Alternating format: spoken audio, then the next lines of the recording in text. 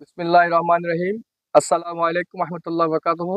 আপনারা দেখতে পাচ্ছেন আমাদের এলাকার একজন প্রিয় ভাই কৃষক। উনি সবসময় কৃষকের কাজ করে, কৃষকের কাজে নিয়োজিত থাকে। আমাদের ভাই, আপনার নাম কি?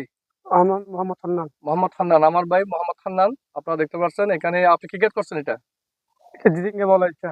ঝিঙ্গা ক্ষেত করছেন না? হ্যাঁ, ঝিঙ্গা ক্ষেত। হ্যাঁ। ঝিঙ্গা ক্ষেত কবে আসবে? এই মাসখানেক পর আসবে। মাসখানেক পরে আসবে। হুম, মাশাআল্লাহ, মাশাআল্লাহ, আলহামদুলিল্লাহ। আপনারা দেখতে পাচ্ছেন আমার ভাই একজন প্রকৃত কৃষক। উনি ঝিঙ্গা ক্ষেত করছে। ঝিঙ্গা ক্ষেত কিন্তু এখন আগা নিতেছে না, আগা নিতেছে না। লাগাইতে হবে। মাশাআল্লাহ, আগা নিতেছে কিন্তু ওই ফুলকড়াও আসতেছে, শুরু করতেছে, ফুলকড়া আসতে শুরু করতেছে।